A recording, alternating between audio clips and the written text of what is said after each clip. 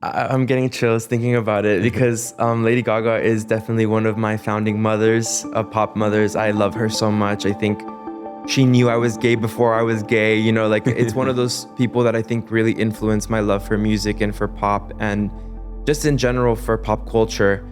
And getting to interview her, we did a Zoom call and I was on my laptop and she was on a couch watching me on a TV. But she called me my friend during the interview and it felt really personal in that she was very much sitting down with me to speak to me about an album that she really cared about. And I really tried to make sure that my questions were thoughtful and understood where she was coming from with this record. And I really enjoyed that conversation because it felt like it's an icon for me. I felt really in the present moment. I think sometimes with interviews, I'm like in my head about what's next or the next question I'm gonna ask. But with her, I just like let the conversation flow. And with somebody who is so connected to their art in such a deep way, you don't really need to ask that many questions for her to express what she wants to share about a project that is so dear to her.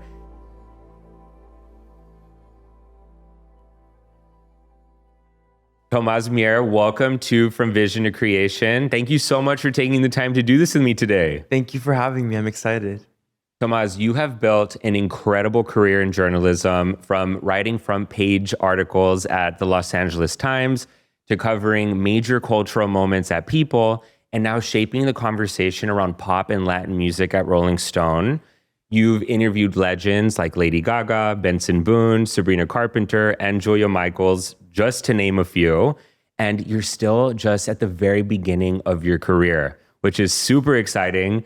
You've accomplished a lot in a very short amount of time, and I'd love to just start at the beginning of your journey. Thank you. It sounds kind of crazy hearing you like list it out like that, because when you live it, you just kind of are going through the motions, but it's been really exciting. My journey started from, in Spanish we say being chismoso. Like I just always liked asking questions, finding out information. And I think since I was a little kid, I was always, what is that? Who is that? Why are they doing that? And I think my love for journalism really started with that, like just wanting to know. And then music came into my life when I was in middle school and high school. I started a fan account for Fifth Harmony, the girl group. And that's like where my love for music really began, where I was like constantly tweeting and posting about the girls and wanting to know what they were up to all of the time. And then that became journalism at one point, and now we're here. Wow. So you started a fan account for Fifth Harmony, and then that's when you realized that music was going to be your lane in journalism. Well, you know what's crazy is that I never had put the two things together. I was doing journalism in high school, and at the time I wasn't out yet, and I was covering sports. Like I wanted to write about soccer and do soccer reporting. And then as I was like finding myself in that time, I went to college and I started studying journalism in college. And I was like, there's this job open at People magazine. I'm like, why haven't I thought of putting music and journalism together? I always saw them as separate things. So I applied and started working there as an intern. And 2 weeks into my job, my favorite member of Fifth Harmony, Ali Brooke, walks into the office and visits the office. And for me, that was like the final confirmation that this is where I was supposed to be. Yeah, that to me, there's no way that's a coincidence. 2 weeks in. Yeah. And also, I want to pause here for a second because you applied for an internship at People magazine. I know that especially, the journalism space is incredibly competitive. What did you do to stand out when applying at People? I think what really helped me was how much I embraced my Latinidad and what I was doing. I was part of this organization called the National Association of Hispanic Journalists, which is this big organization that helps young Latinos find jobs in journalism. And before that People magazine job, I started writing for or working at Today Show and at NBC Nightly News. So I had some of those internships under my belt that thankfully came from that organization. And then I think I also built a little bit of a platform online where I was posting about music and entertainment. So like those things combined, in my work in college, I was writing for the school newspaper, the Daily Trojan, where I eventually became the editor-in-chief. And so like I got to translate some of those skills into my job at People. Tomás, did you have any like mentors or role models in your life that you knew personally that kind of encouraged you down this path? Because it's like, you just casually say like, oh, I interned at the Today Show. Right. It's like, whoa, like what gave you this drive? And did you have anybody that was kind of guiding you along the way? You know, you ask about mentors, and the first one that comes to mind is this man named Carlos Cesar Rivera. He's a radio broadcaster in the Bay Area who does sports. And my dad's a construction worker, and he would pick me up from school around 5 and play his radio station, which it would be 2 hours just talking about soccer. And my dad and I would always watch soccer together. And so all these old men would call in being like, I don't think that this game was good, or this player is doing so bad. And then at one point I was like, I don't agree with whatever this caller is saying. So in middle school, I decided to call into the radio station as like a 13-year-old and was like, shared my own opinion about the soccer game. And then the broadcaster, Carlos Cesar, tells me to stay on the line. So I stay on, and he's like, how old are you? And I'm like, I'm 13. He's like, do you want to come to the station? And so I go into the radio station on a Friday, and it started to become a weekly thing where he was like mentoring me, telling me how to like speak on the radio. I would prepare myself. I would show up with the standings and the recent results, and I would watch the games really intently. And that was in soccer, but I would always call him my first mentor because he really put in that love for journalism in me when I was just not even knew if that was the career I was going to take. But I think I knew there that that was something I wanted to do. Well, I'm finding this very fascinating because I feel that it takes people a long time to, first of all, I know you said that at the moment that you didn't know that that's what you wanted to do, although I think you may have had an inkling somewhere deep down in there. But either way, what I'm finding interesting is that you found a mentor at 13 years old by calling in, putting yourself out there. And I think that this is a huge lesson for people, because I think that a lot of people, when they're just starting off in their careers, or maybe even right before, they think that there's an element of magic, so to speak, for things to work out for you. But really, there's no magic. No one's going to knock on your door. No one's going to be giving you a call when you're just starting. You have to be the one to put yourself out there. And how about that one phone call that you made set the trajectory for the rest of your career? Yeah, and I'm a kid. I was just excited about El America, which is my dad's favorite team, and calling in, sharing my thoughts as a kid. And thanks to him, I think I really understood like work ethic. And if I showed up late, I was not on the radio as much, because he was teaching me like, no, you have to be on time. You need to like do this, be prepared, walk in knowing what you're talking about. And I think it really set the bar of what I wanted to do in the future. And yeah, I think it's kind of there where it all started. And after graduating, you joined People magazine as a digital music writer. And I read that you were covering 5 to 7 stories a day sometimes. Can you talk to us about like what your method was and how you stayed organized producing at that pace? Well, to be honest, I still produce something like that today at Rolling Stone for several days a week. The news grind when it comes to editorial and online journalism, that's the sort of type of content you have to be making, 5 to 7 stories, because one of those stories is probably going to hit. It might be at People, it was like J-Lo posting a new photo with Ben Affleck or something along those lines. And those stories are very quick. So maybe 250 words, which is not very long, but it is what people are going to click on and read. So I was producing a lot of those stories, and I had a really great editor, Sarah and Melody, who were kind of my mentors when I was at People, and really taught me like, okay, this is the types of stories that will do really well for the website.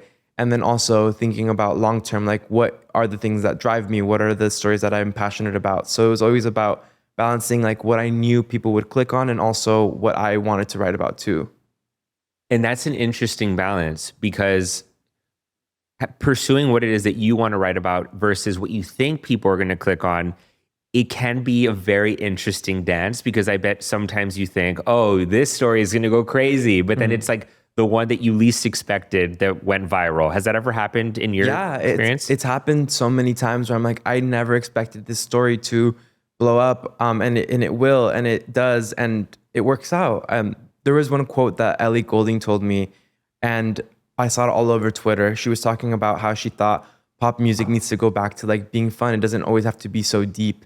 And I think it really sparked a conversation about how music has become so much about introspection in pop music specifically, that sometimes it's okay to just want to dance and want to have fun. And so like stuff like that, it's like it sparks a conversation within fandom and within music lovers to really think about what it is that they actually like and what can be pop music. And in the music space specifically, it's so saturated now. I mean, there are so many artists, which that's amazing because there's a little bit of everything for everyone. How do you keep your finger on the pulse and figure out what's happening now in music? And also, how do you forecast where it's going to go?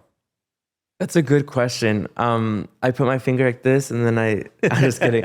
No, I think I try to take from really different aspects of the internet and music. So I think I do a lot of Spotify radio. So I'll go through an artist that I really like and just let the music play. And it'll feed me like new artists that are up and coming in that same vein that of music that I really like.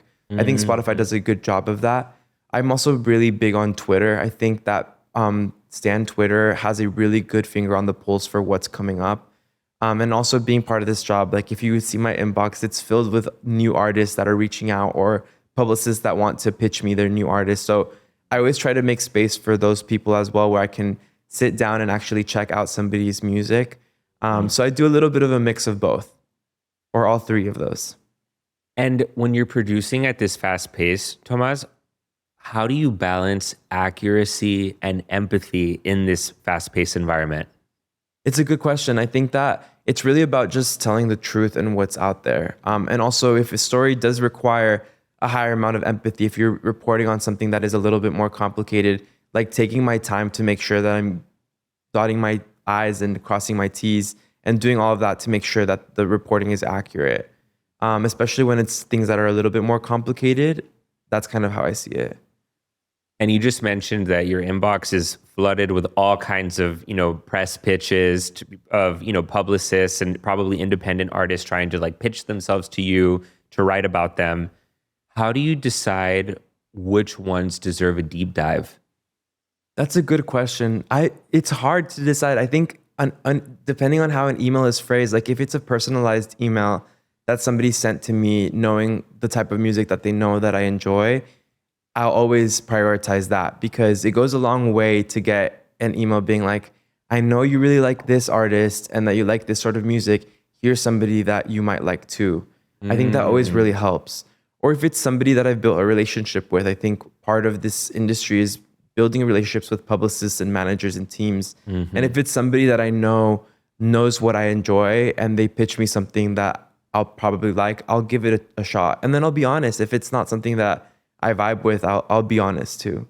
And that's nice too, that you'll take the time to sit down and be honest. Cause I feel like oftentimes when people get really busy, they're getting all kinds of requests. They'll just kind of like not answer. So it's nice that you do take the time to be honest. I try my best as much as possible. It's hard. I mean, if it's when you're getting like, hundreds of emails, maybe even thousands a week, I mean, it's impossible to go through them all. So it's true. I need to talk to you about your Lady Gaga Mayhem interview, which in my opinion is the best album of all time. What was it like getting to, I have so many questions. What was it like, first of all, just getting to speak and connect with Lady Gaga? I'm getting chills thinking about it because Lady Gaga is definitely one of my founding mothers, pop mothers. I love her so much. I think she knew I was gay before I was gay. Like it's one of those people that I think really influenced my love for music and for pop and just in general for pop culture. And getting to interview her, we did a Zoom call and I was on my laptop and she was on a couch watching me on a TV. But she called me my friend during the interview and it felt really personal and that she was very much sitting down with me to speak to me about an album that she really cared about. And I really tried to make sure that my questions were thoughtful and understood where she was coming from with this record. And I really enjoyed that conversation because it felt like it's an icon for me. I felt really in the present moment. I think sometimes with interviews, I'm like in my head about what's next or the next question I'm going to ask. But with her, I just like let the conversation flow. And with somebody who is so connected to their art in such a deep way, you don't really need to ask that many questions for her to express what she wants to share about a project that is so dear to her. And so it was just an honor, really, to just listen to her speak. I read the interview and I thought it was brilliant. And I loved that when you were talking about when you were having the interview with Lady Gaga, how she was, bundled up in a blanket, pigtails. Like it must have felt just like you were talking to like one of your friends in a way. There was one point during the interview, which I haven't really talked about before, but since we were on Zoom, I think like another screen popped up in front of like my face on the screen, and she's like asked her team like, I can't see my friend, would you mind fixing it? And like it was clear that she really wanted to have like a direct one-on-one conversation about the record. And seeing her bundled up and like in pigtails and just like relaxing on a couch just went to show that she was there to have a real conversation. It wasn't about, this is what I'm promoting, this is just her art and her life. And it really felt that way. And I want to talk to you about the album itself, because I would love to get your perspective on this. How do you feel that Mayhem has shaped who she is as an artist moving forward? I would say Mayhem is like the quintessential Lady Gaga record. Like if you encapsulated her entire career in one album, this is definitely it. I would say Art Pop will always be my favorite album because it was so avant-garde and different, and I have a very special connection to that record. But I think that Mayhem really encapsulated what Lady Gaga represents, and to be able to do that so far into her career is really important. I think you can only go up from here. This tour that she's going on right now, I think is a legacy-defining tour. It's one of the best tours I've ever been to. I got to review her Coachella set and also her first performance of the Mayhem Ball tour, and you can tell how much love and effort and thought she put into every single aspect of that show. And I think she is like a once-in-a-generation icon. There's no other way to describe it. I also saw her first performance at Coachella, and I also went to her concert at the Kia Forum. The Mayhem Ball is one of the best tours ever, in my opinion. And it almost even felt like a play. It didn't feel like a traditional concert. And it's funny that you use the term once in a generation artist. I felt that when I saw her perform at Coachella, which was my first time seeing her, period, I actually felt like, wow, we're so lucky, like all of us, to be alive at the same time as this mega talent. I mean, she's a singer, an actress, an activist, I mean, a model, she's a performer, she does it all. She does, and she has her amazing House Labs makeup line. Like, I think she's been able to do what a lot of people wish they could do. I think the fact that she's doing this incredible choreography, singing live, co-creating it with somebody like Paris Goebel, who's, I think, also an icon in that space. I feel like, I don't think that there's ever going to be somebody like that. And I'm really lucky that we get to live in that era. And I want to talk to you about your first Rolling Stone cover story with Megan Moroney, which, congratulations, that's a huge accomplishment. And the cover story was incredible. I read the whole thing. And one thing that I really enjoy about your writing in particular, Tomás, because I've read several of your pieces, is that when you're reading, it actually takes you to that moment. Sometimes that you can tell when a writing is just very like generic, superficial, there's not much depth there. I literally felt like I was at Buc-ee's with you and Megan when I was reading your story. Thank you. I want to ask you about that cover story and what your creative process was to capture and share her voice and story authentically. For sure. Thank you for saying that. That means so much. It was my first time ever at a Buc-ee's, so it was a big experience for me too. I think it's a two-way street. I think when an artist is so willing to give you the time and space to talk to you, that's when you are able to create a story like this. Megan was so graceful in giving us so much time. I probably spent 10 hours with her throughout the course of a week to write the story. My interview transcripts were like 100 pages long because I interviewed her on her bus in the Buc-ee's at the Crossville house where she wrote a lot of the new music. And so being able to have that access really changed the game for the type of story I was able to tell. I mean, there's stuff in the story or stuff that didn't make the story that I wish could have made it because there was so much more juice. But I think what we included ended up encapsulating her energy and also her team. Like I call them the Buckies at Avengers, her and her songwriters. I think we were able to encapsulate their energy and how they're able to focus and make a song together. And I don't know, I really enjoyed that story so much.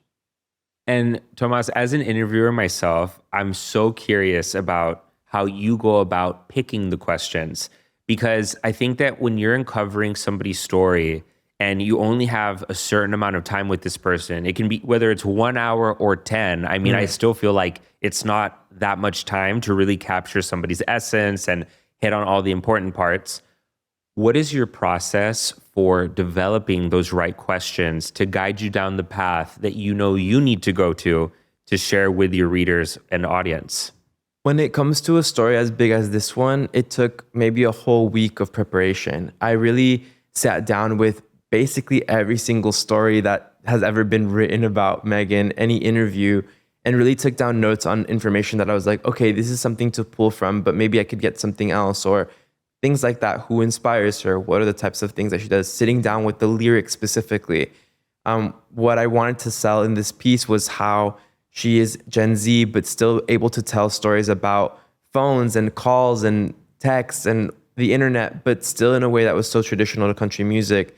So finding ways to like marry those two things in the writing and in the questions was really important.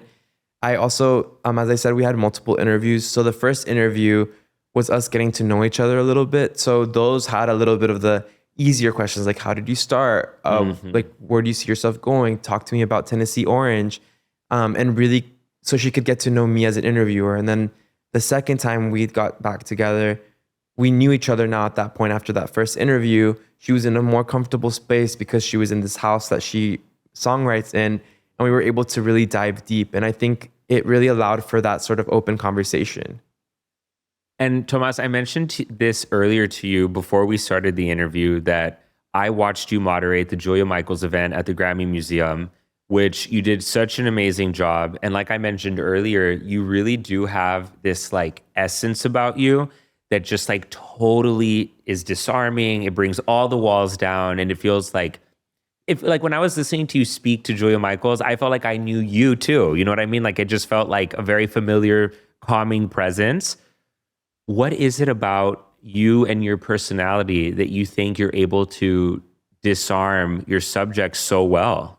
Thank you. That's very sweet. I don't know what it is about my personality. I guess I try to see those conversations as just like two besties kikiing. Like I think before we walked on stage for Julia, we were talking about what we were going to talk about in the interview. And I was like, do you have anything you want me to for sure ask you and things like that? And she's like, I'm down for whatever. And so I think you really vibe with the other person and how they are mentally. And if they walk into an interview a little nervous, like, okay, here's where I have to go in, or in those first questions, like seeing what makes their eyes glisten a little bit and then going in through there. That's something that I think I've learned a lot, is that if somebody's a little bit closed off at the beginning, what is it that's going to make them open up? What is it that's going to make them want to talk? And also, and with this event, there's an audience. So what's the audience reacting to? What are they enjoying? How can I continue that conversation? But also, like, I think what's special about those interviews is that since it is being hosted in front of people, I can put in a little bit of my personality and like interact with her and tell her like, yes, you're a queen, like, and showing that that's who I am. Because I think a lot of times, like, maybe these interviews can be more industry focused or a little bit more professional. And I don't consider myself to be a super like professional person when it comes to like talking about music in the industry. I'm a fan of music and I'm a fan of hers. So why not show that, Yeah, I love that. And I think that you do a really good job at balancing, focusing on what everyone wants to hear, but also remaining 100% authentic. So I think that in being able to walk that very fine line, which you do perfectly, I think it's part of the reason that also makes them feel like, okay, like we're going to talk some music, but he's genuinely interested. Because you can tell, like we were talking about earlier, when an interviewer is not interested in their subject or are not prepared. It's so obvious. Yeah, I think with Julia too, I was like, okay, I have to bring up Fifth Harmony at least once. Like, you know what I mean? I think I always find a way to show that like I really do care about your art and the work that you do. And those Grammy Museum interviews are some of my favorites because you really get to dive deep into an artist's like psyche and their creation process, which I think is super fun. One topic that you covered that I think is very fascinating is Chappell Roan's rapid rise in music. What do you think it is about her as an artist that made her blow up so quickly? That's a really good question because like I think the word that comes to mind is authenticity. I think that Chappell Roan is an authentic voice, is an unapologetic voice, and I think that that's somebody that we needed in pop music at the time when she started to blow up in the last 2 years.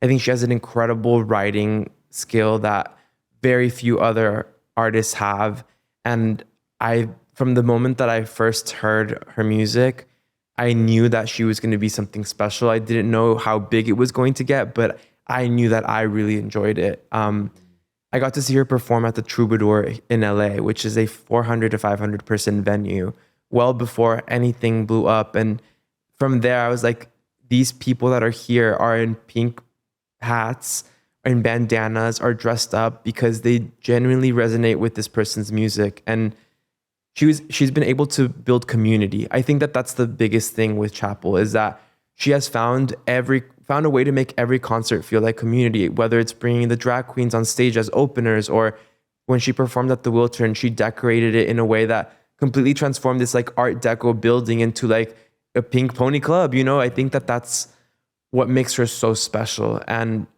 I love her so much. And she's one of those artists that are always going to be on top of mind of like people that I think will always be very special. I love Chappell Roan too. And I really love seeing her story in particular because I feel that we have access to, to videos of her in college, performing in front of just like a scattered crowd of people, Pink Pony Club. And then I saw this video on Instagram actually that like pans back and forth. It's like Chappell Roan performing at her university with not very many people around, but she's like super talented and putting it all out there.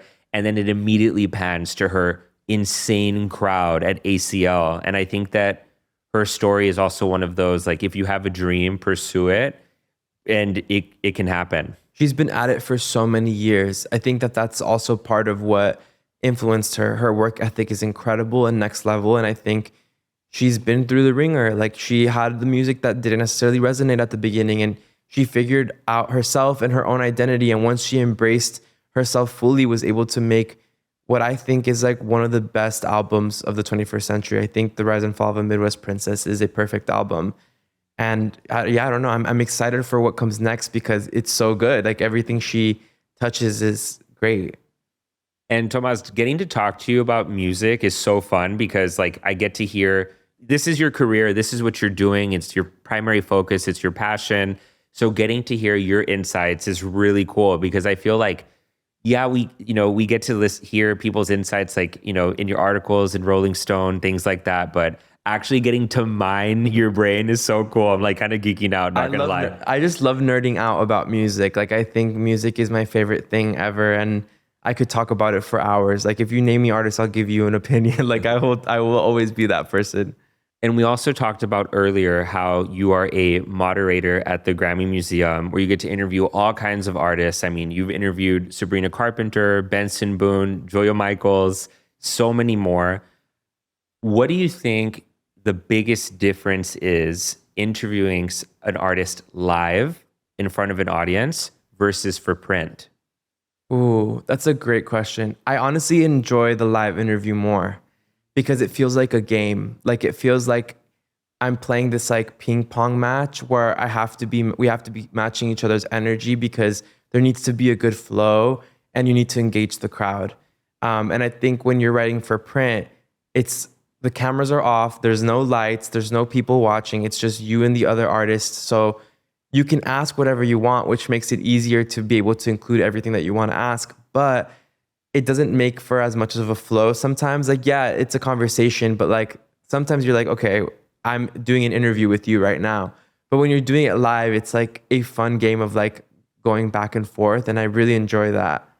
But I would say the big difference is how you ask the questions and how they're framed and how you ask them. Because I feel like I just had an interview with Adele, who's I think going to be one of the biggest pop stars in the future. She just got announced to open for Demi Lovato, and we went to a diner and we just sat down and I just went into my questions, and there was a lot of me going like, wait, about what you said earlier, like let's talk about that. And I don't know if that would necessarily translate in a live interview as well as it does once I am able to synthesize it and put it into a story. Right. Because it's not so much pressure of like, this is live and in the moment. It's there's like, no structure really. Exactly. Okay, that's cool. Yeah. And has there been a particular moment when you were doing one of these live, interviews in front of the audience that totally like shocked you or surprised you? I'm thinking about this time with Ellie Goulding, where she mid-interview was like, "Can I get a glass of champagne?" And they brought her a glass of champagne, and we continued the interview, and it was so candid because I also see Ellie Goulding as one of the greatest voices ever, and so being able to have that candid moment with her was really, really cool. And then during her performance, she like added a song to the set list that wasn't on it. Like it was very much just free flowing. Another one that it really impressed me was Christine and the Queens. He's incredible. He's like an incredible artist. And the album that he released was about grief and about losing his mom. And so talking about grief on a stage like that, it's a completely different mental thing because you have to be very empathetic and also understanding of the conversation. And also the vibes are different. Mm-hmm. Like you're talking about something so deep and a little darker. And seeing him open up so freely during that interview, like I cried during the interview, and I never had cried during an interview on stage, and it was very touching but also very human. I have almost cried during an interview, but I never have because I'm like, all right, keep it together. But I know that there's going to be one of those moments where it's like it's just so overwhelming that it finally happens. And I think that it's interesting doing it like in front of an audience as well, because I feel like your emotions are probably heightened a lot actually. Well, yeah, I think that what made that moment so special is that I think he was like, grief is the greatest form of love, and how can I not love my mom? And like that hits you, and like how he spoke about it, it really did touch me. And before the interview, he did a like art performance that I hadn't seen at the Grammy Museum before. You've been into that space. He like performed like within the crowd and like danced to this angel statue and did this like really beautiful rendition of the music that was so powerful that like it set the tone for the interview in a way that was very different from what you probably saw at Julia Michaels, and I think like the beauty of having those two very different styles of interviews, but it still resonated in the way that I think it did. And I think when it comes to crying as an interviewer, it just shows that you're empathizing with the subject that you're interviewing and really connecting with the subject matter. And that's really important. You just read my mind. Yeah. Because I think that people crave that, especially nowadays. Everything feels so manufactured and overly edited. And you can tell when you ask somebody a question and they give you the answer of like, here's what I think everybody wants me to say. Yeah. Versus when they actually dig deep and give you just like a raw, unfiltered answer. So I think I can totally see how that would happen. Yeah, it's a special thing when you can reach that. It's a special thing when you can connect with someone at a deeper level when you're doing an interview, because like the guard is a little bit up when you walk into an interview, because what if they ask me something I don't want to talk about or something along those lines? And I think being able to have a conversation that's real and human really changes the game when it comes to an interview. And something, Tomás, I think that's something that really does set you apart as well, because I feel that a lot of interviewers, a lot of outlets, it's like they're trying to get that gotcha moment. I've been talking about that a lot lately, because it'll happen to me too sometimes, like someone will walk in and they're in entertainment, they're a public figure, and they feel a little like reserved and kind of like, what's this going to be? And then when they realize that you're there because you're genuinely interested in telling their authentic story, I think that's when everybody kind of like relaxes, right? Exactly. I think so. I think that's what it is. It's finding a way, like you just have to show them. And I think if I do an in-person interview for print, it'll be introducing myself and like maybe complimenting something that they're wearing, or like talking about a song that they released, or like really showing that I'm one of you, like, hey girl, you know, like I love you, or something that really shows that I'm not there to catch them in a gotcha moment. And that's, I think, what's been interesting and fun to do too. Like, I think artists usually resonate with that. I remember at the Julia Michaels event, you asked her a question and she gave this like very beautiful, thoughtful answer. And you just said, period. And the whole crowd laughed. Like, it's just true. Like, being yourself, like, it makes people feel welcome. And it just, I think, oh yeah, like doing that. And then I'll be like, I realize I say I love that after a lot of answers. And it's because, yeah, in my head, I'm analyzing what they're saying. And I'm like, I do, like, that's a great answer. And at that point I was like, period. Like, yes, exactly. Like, I think that's just how I am. And Tomás, what has been your favorite interview, period? My favorite interview, I mean, you mentioned Gaga. I think that's always going to be one of my favorite interviews ever. I think I'm manifesting my favorite interview. Hopefully one day I'll be able to interview the members of Fifth Harmony all together once they reunite, for sure, for real. I think that's going to be a big dream of mine. But interviews that I've done in the past, I think Chappell will always go down as one of my favorites.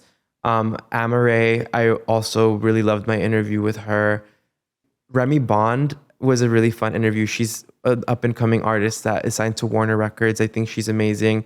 Like, we had pancakes at a diner, and then I bought her a vape, and then I took her to her studio session where her producer gifted her a wig, like a giant wig, to celebrate 2 years of working together. Like, the ones that are experiences like that are always really fun. But no, I've had a lot of really fun ones. And my first ever interview at Rolling Stone was Omar Apollo at a music video shoot. And as a Mexican-American queer person, that one really resonated with me. So it'll always go down as like Hall of Fame favorite interviews for sure. And Tomás, if you had to go on a 1 month long camping trip with one of the people that you've interviewed, who would it be and why? Oh my God, girl, I do not camp. I don't think I could be able to do that. I'm trying to think. It'd have to be like somebody manly and rugged that could like get food and like do all that, because I would not know what to do. Oh my God, that's a good question. No, it'd have to be like Teddy Swims. Teddy Swims come with me to the wilderness. I feel like he would be like sweet and protect me and also make food or something. I don't know. And what is your favorite break the ice question? Ooh, that's a good question. I'm always a big like, what were you doing today? Like, how are you? Like, what are you doing? With Adela, she walked in with her phone like in her hand, and there was a song she was listening to, and it was Lily Allen's new album. So I was like, oh, period. Like, what do you think of the album? And we just started talking from there. So it's like finding the little string to pull and figuring out how to build from there. And what is one tell for you during an interview that the interview has leveled up? If I feel comfortable enough to ask a hard question and know that the answer that I'm going to get is real. I think that that's always a pretty good indicator of whether or not an interview went the way that I wanted it to. And it's happened before. Yeah, with Megan, I asked some hard questions and we had built the rapport where I was like, I can ask this and we'll have a real conversation about it. Yeah, I think that's when I know.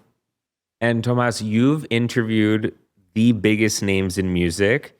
Is there something like an essence or a vibe that connects them all, in your opinion? You know, that's an interesting question because I don't think so. I feel like for me, I cover a lot of Latin music too, especially the rise of música mexicana.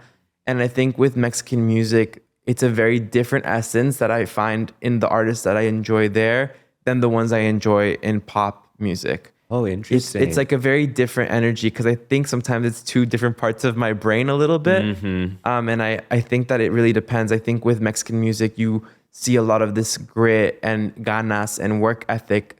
And in pop music, it's like, I love a diva. I love a queen. I love somebody who's like unapologetic. And maybe what's what it is, the unapologeticness. Now that I speak about it out loud, I think that's maybe what unites them. Like they're unapologetic about what they do and what they make, and yeah, they embrace it. And I think that's what makes it so powerful. Tomas, what do you think makes Latin music in particular so special? I don't think there's ever been a bigger moment for Latin music and specifically Mexican music than right now. I mean, we're talking about Bad Bunny, the biggest artist in the globe, headlining the Super Bowl. We're talking about Mexican music really taking over charts thanks to streaming.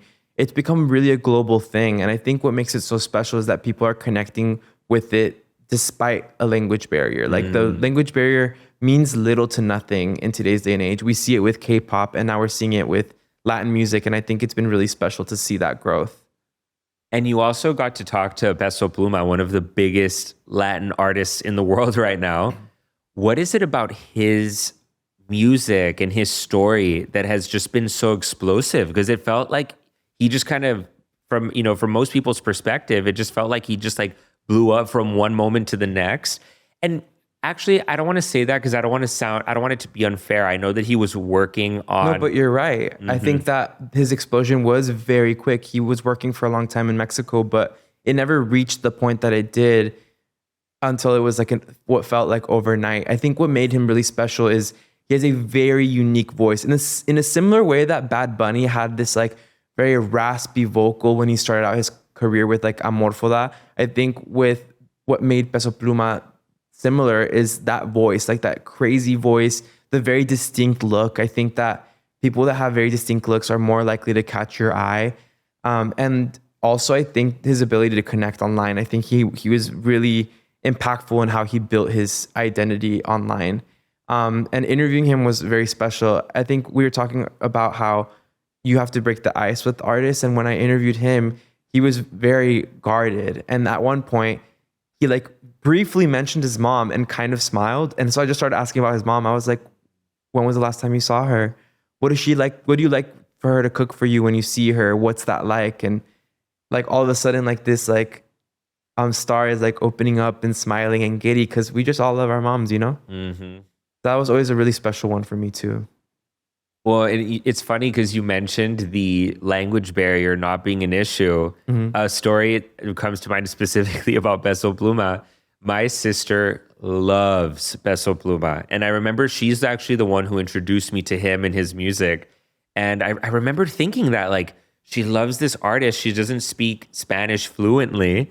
And one time she was visiting me here in LA and we went to the Grove. And after we left, I said to her, "That's so weird that you didn't go stand in the meet and greet line for Peso Pluma. I thought you really liked him." And she said, "What?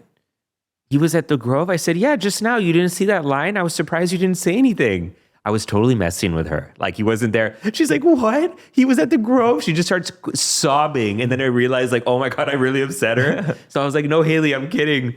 But it's funny because yeah, he's just like, became this like sensation and people that didn't even speak Spanish like still love him and his music.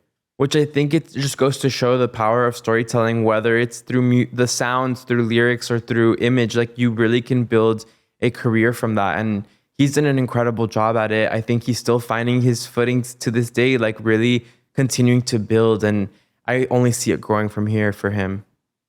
And are there any Latin artists that we should be on the lookout for? Yes, there's so many amazing Latin artists, especially in Mexican music.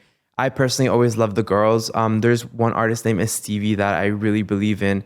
Another one named Vanita Leo. They both make this sort of cumbia fusion sort of music that is also very 21st century and modern. And I think it really resonates. I think I described Stevie once as like, if Selena and like Rosalia had a baby, that's kind of the kind of music she would make.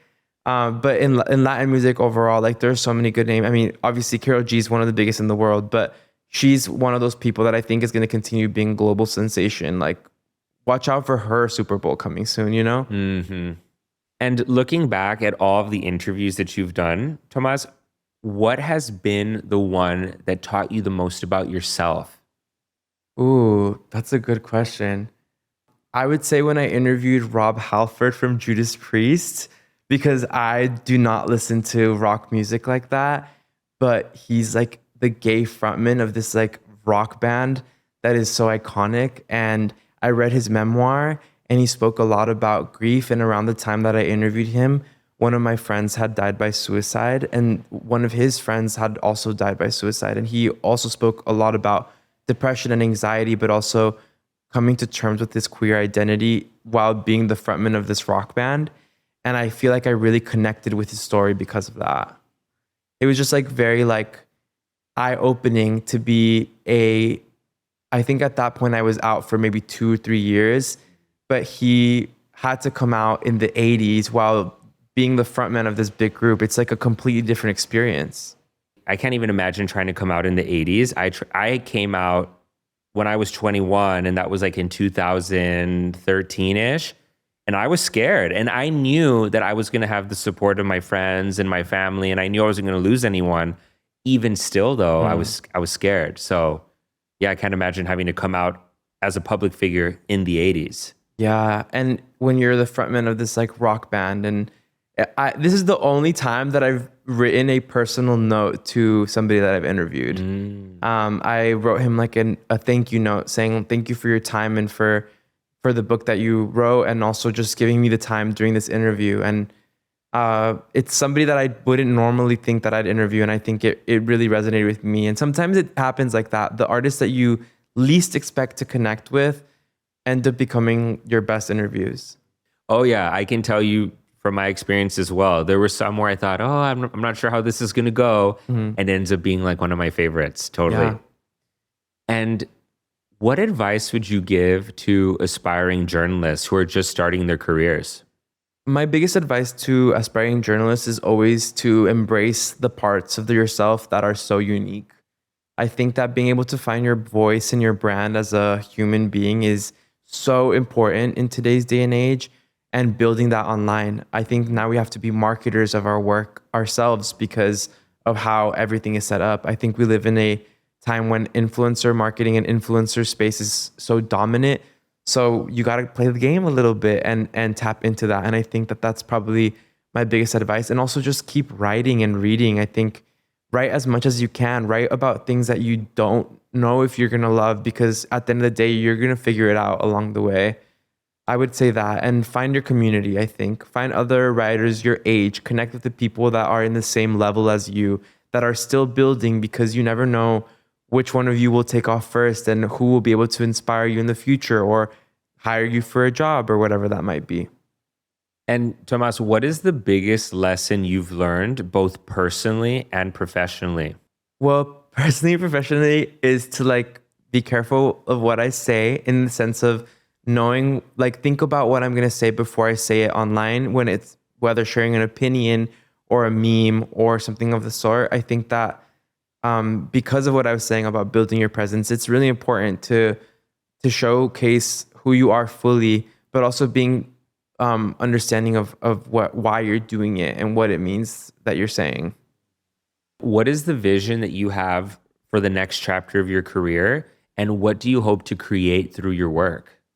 That's a good question. I think that I'm in a space right now where I'm really excited to hopefully find a position where I'm leading something, whether it's hosting a podcast like you are doing now, interviewing artists in a space like that, or whether it's like really leading coverage at a magazine or a media institution. I think that's where I see myself going in the future. I want to write more books. I want to write a book.